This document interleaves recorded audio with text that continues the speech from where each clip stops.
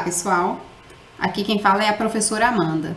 Sejam todos muito bem-vindos a mais uma videoaula do GTMate. Hoje vamos começar a falar sobre os números complexos. Bom, em vários contextos da matemática e de outras ciências, é muito comum buscarmos soluções de equações polinomiais. Por exemplo, a equação do segundo grau. A equação do segundo grau ela é resolvida através da fórmula de Bhaskara. O que ocorre é que até então, quando a gente obtinha um delta negativo, a gente sempre concluía que a equação não possui solução. Isso pelo fato de cairmos em uma raiz quadrada de número negativo. Após se consolidarem os estudos a respeito das equações de segundo grau, muitos matemáticos se dedicaram a estudar equações com grau maior, como por exemplo o grau 3 e o grau 4. Durante um de seus estudos, o matemático Rafael Bombelli tentou resolver a equação dada por x ao cubo menos 15x menos 4 igual a zero. Primeiro, ele tentou resolver por meio da equação de Tartaglia-Cardano, e quando ele tentou resolver, ele obteve a expressão abaixo.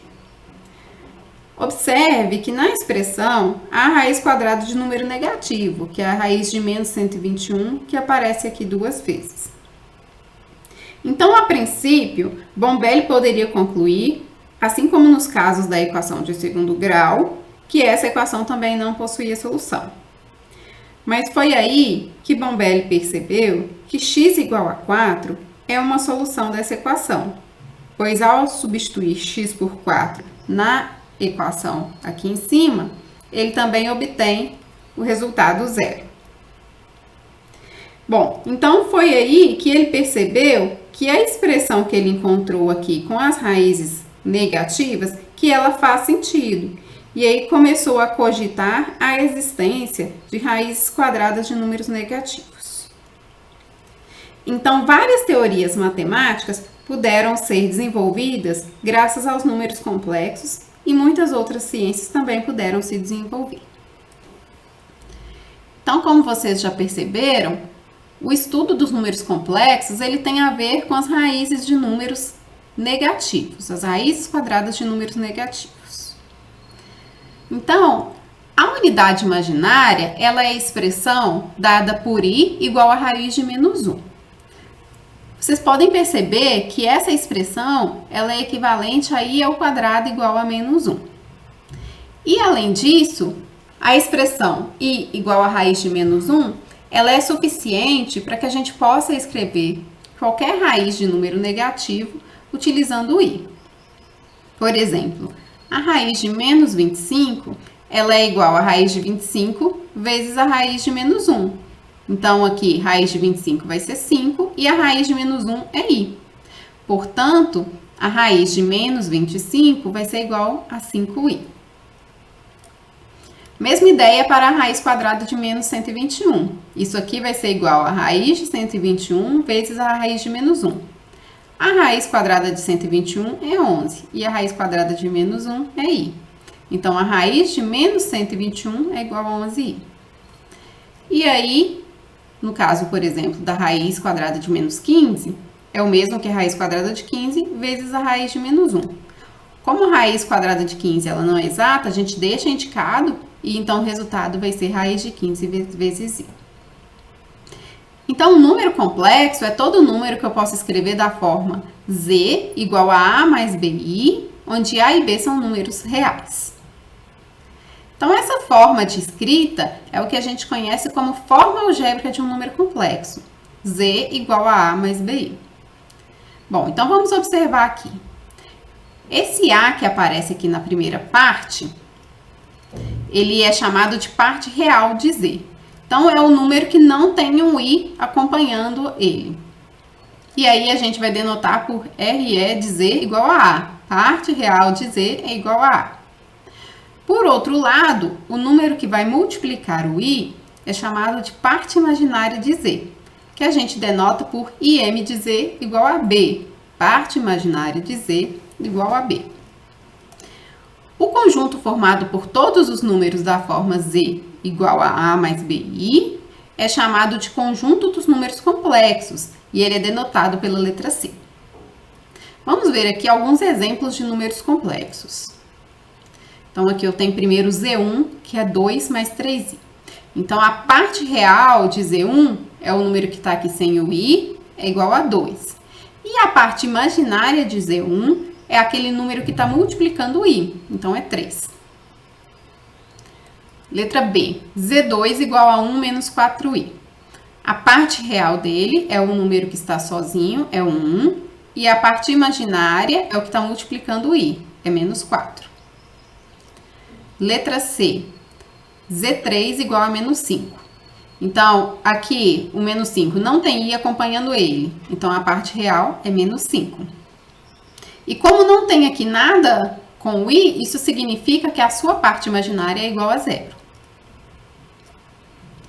Z4 igual a 7i. Aqui não tem nenhum número sozinho, então isso significa que a parte real do Z4 é 0.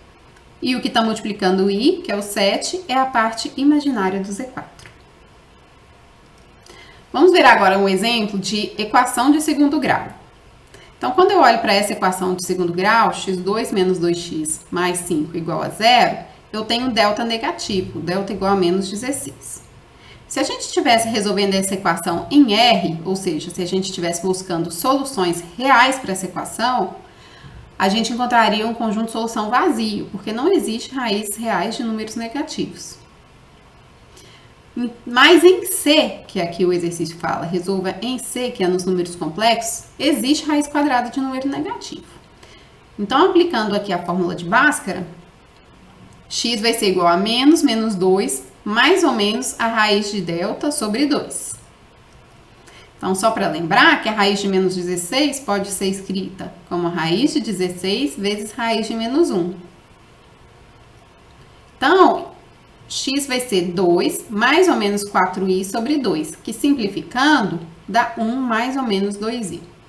Então, o conjunto de solução dessa equação, ele é dado por 1 mais 2i, 1 menos 2i. Então, se a gente observar aqui os exemplos anteriores também que a gente fez, a gente tem o seguinte, que um número real qualquer, um número real A, ele pode ser escrito como um número complexo da forma A mais 0i. Ou seja, um número real, dado um número real, a sua parte imaginária sempre é igual a 0.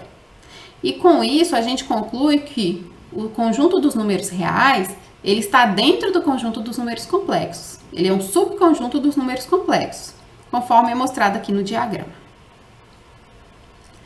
Os números da forma BI com B diferente de 0, que também podem ser escritos da forma 0 mais BI, são chamados imaginários puros.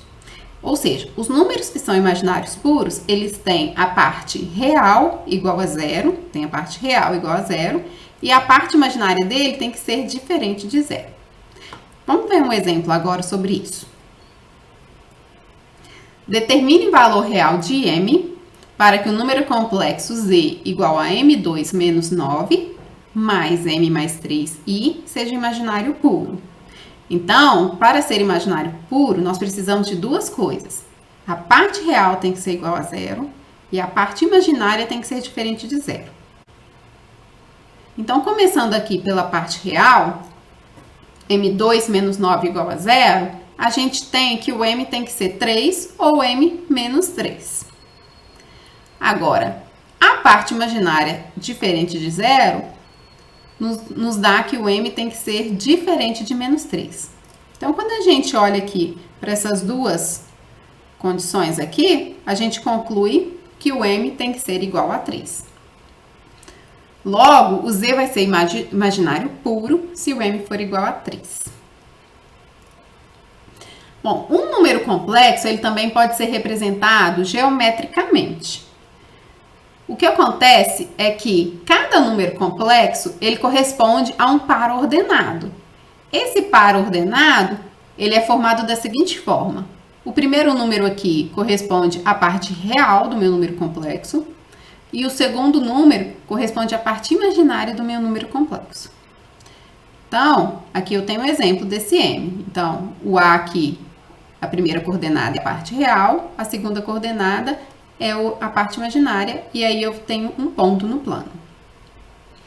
Então, esse ponto aqui, M, ele é chamado afixo ou imagem de Z. A gente pode observar que os números reais serão representados sobre o eixo horizontal. Isso porque no caso de um número real, a sua parte imaginária é sempre zero, então vai ser um par da forma A e 0. Com isso, o eixo horizontal, ele vai ser chamado de eixo real, e a gente vai denotar ele por RE. Por outro lado, os imaginários puros serão representados sobre o eixo vertical, porque na verdade o imaginário puro, a sua parte real é zero, então vai ser 0 e B. E com isso, o eixo vertical, ele vai ser chamado de eixo imaginário. Então a gente vai denotar aqui por IM. Esse plano onde a gente representa os números complexos, ele é chamado de plano complexo ou plano de Argand-Gauss. Vamos ver um exemplo. Então aqui estou com o meu plano complexo. Vamos começar pelo Z1 igual a menos 1 mais I. Então a parte real a gente representa no eixo horizontal. Então aqui o menos 1 está aqui no meu eixo horizontal. E aqui, a minha parte imaginária, que está multiplicando I, é igual a 1. Então, aqui, o afixo do Z1 vai ser o ponto M1. Z2 igual a 2 mais 3I. O 2 é a parte real, então está aqui no eixo real. E o 3, que é a parte imaginária, está no eixo imaginário. Então, o afixo ou a imagem do Z2 é o ponto M2. Z3 igual a menos 2i. Se é menos 2i, significa que a parte real é igual a zero. Ou seja, a primeira coordenada vai ser zero. Então, o Z3 ele vai ser representado sobre o eixo imaginário. Então, aqui, a sua parte imaginária vale menos 2. Marquei o menos 2 aqui no eixo imaginário.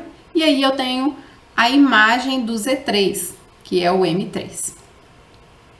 E por fim, Z4 igual a 3. Então, nesse caso, é um número real.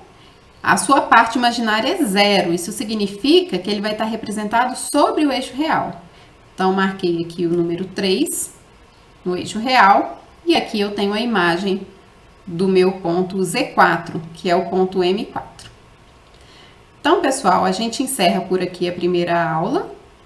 E aí, depois a gente vai dar continuidade estudando as operações que a gente realiza com os números complexos. Tchau, tchau!